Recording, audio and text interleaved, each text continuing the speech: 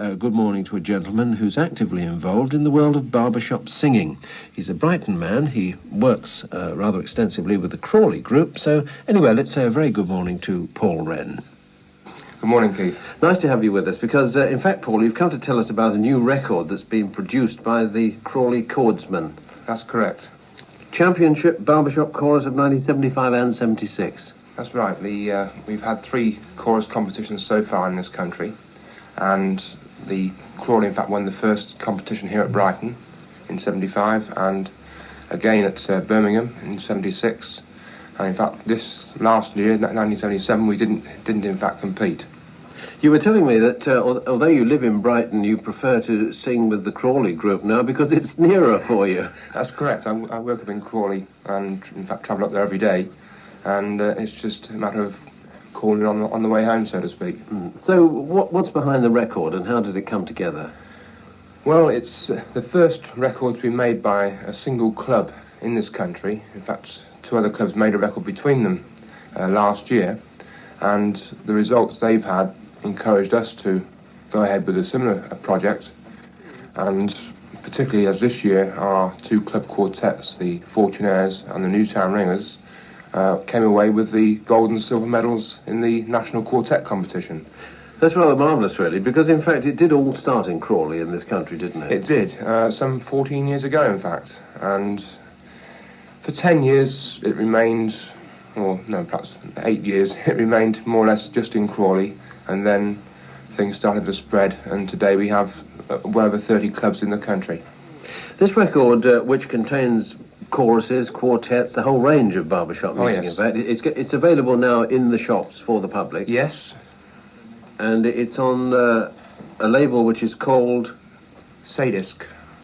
This is a small recording company that specialise in unusual types of things, and they've in fact got a very, very interesting catalogue, and they've made a very, very good job of this record indeed. Very pleased. We've looked at some of their other releases in the past because they do, as you say, do some very interesting things indeed. The number is SDL283 if anyone's interested.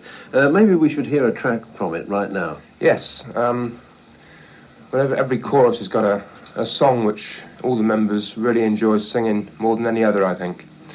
And in fact, Crawley produce an annual show at the Capitol Theatre, Horsham, and the title of the last one had the unlikely theme of Rubber Ducky and the Zeppelin, and this is the theme song from the show. Rubber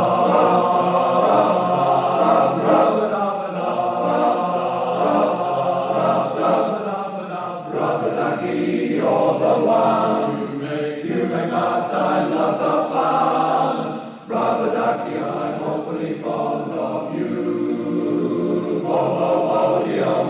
Rubber ducky, joy of joys.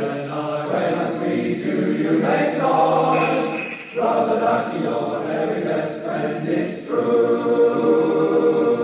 Oh, every day when I make my way to the Tommy, I find a little fellow who's cute and yellow and charming. Rubber-dub-dubby, rubber ducky, you're so fine. I'm so lucky that you're mine. Rubber ducky, I'm awfully fond of you. Rubber ducky, I love you. So every day when I make my way to the Tommy, I find a little fellow who's cute and yellow and charming. Rubber-dub-dubby, rubber ducky, you're so fine. I'm so lucky that you're mine. Rubber ducky, I'm awfully fond of. Rubber ducky, I'd like a whole pond of. Rubber ducky, I'm awfully fond of you. You, woo-woo-be-doo.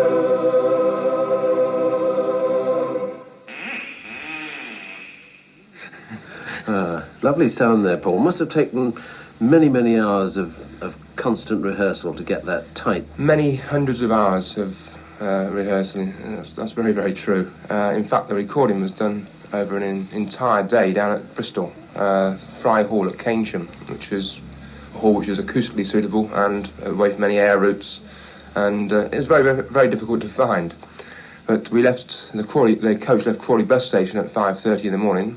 Singing started at 6 o'clock, an octave lower than normal. By the time 10 o'clock came, we were warmed up, ready to start singing, and it took, in fact, 47 takes to get the 16 numbers in the can. And we carried on singing on the way back, and singing eventually stopped at 12:30 that night, so we were sort of singing constantly for 18 and a half hours. So why did you choose that place particularly, and how did you find it? Well, in fact, the recording company found it when they did the record for the other two clubs, and mainly because it's away from any air routes and funny noises. And acoustically, it was suitable for a chorus. And of course, the chorus would be too big to fit into an ordinary recording studio, so it was a very fortunate find. I know you're a barbershop devotee. In fact, you spend most of your life working for barbershops. More time than I should, perhaps. In the eyes of the general public, though, who perhaps don't realise the amount of work that goes into it, I know a lot of barbershoppers, and yourself included, think that sometimes it's misrepresented in the popular media. Yes, this is something we're very concerned about. One hears of quartets with 5 members, in fact, singing on BBC Radio. And one ITV programme recently put out a group of barbershoppers with 7 members, 2 of them women. I'm afraid, this is just not barbershop, and it frightens us that when people see the word barbershop on our record sleeve, they immediately associate this with what they've heard on the radio and other media. And of course, this just isn't the case at all. It's a completely different thing. And I wish there were some, way we could put this across nationally, because it's a great shame. Yeah, they think it's just 4 people who stand up and have a go and make it up as they go along. That's it, and it's usually sounds very bad. It's essentially a visual thing, and it's funny. Which indeed, though, it must have been in the very beginning. This is how it all started, yes. But it's been developed a long way from then.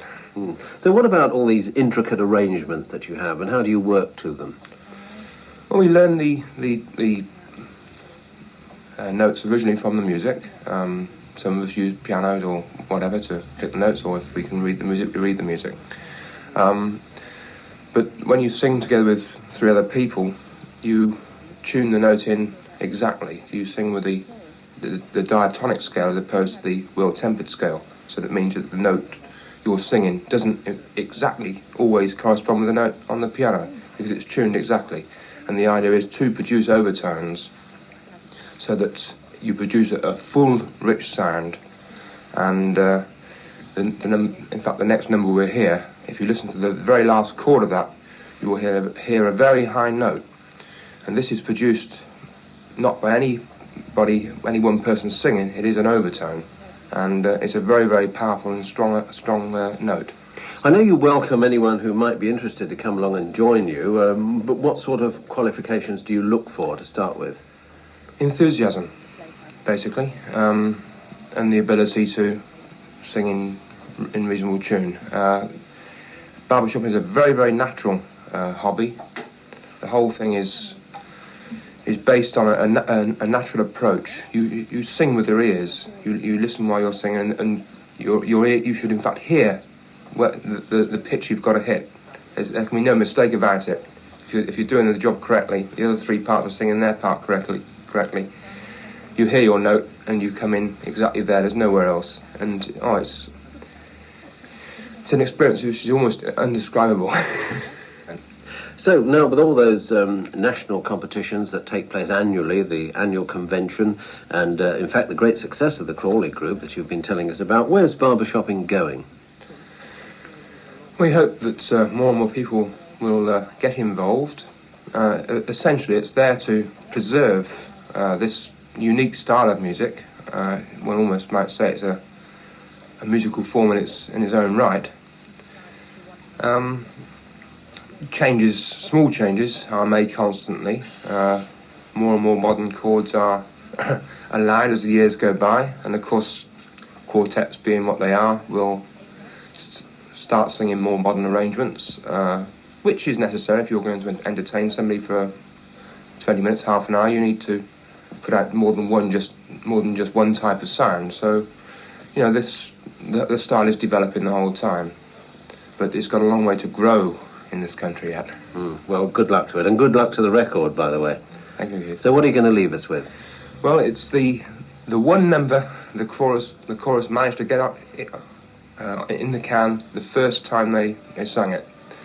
And it's called Darkness on the Delta, which in fact they sang in the chorus competition at Brighton back in 1975. And if you remember, I said listen to the last note when you will hear this very high overtone.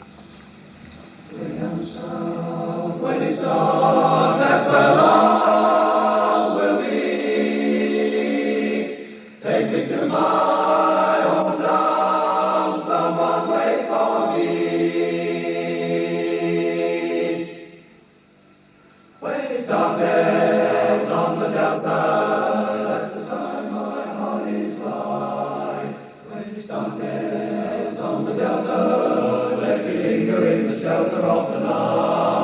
Fields of cotton all around me, voices ringing soft and low. Lord, I'm lucky that you found me where the muddy Mississippi waters flow. Lounging on the levee, listening to the night evening airs. Way up above, laughter on the levee. No one's heart is heavy, all God's children but someone to love.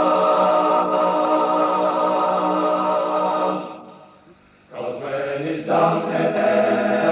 on the Delta, only heaven is in sight. When it's darkness on the Delta, let me linger in the shelter of the night. Let me linger in the shelter of the night.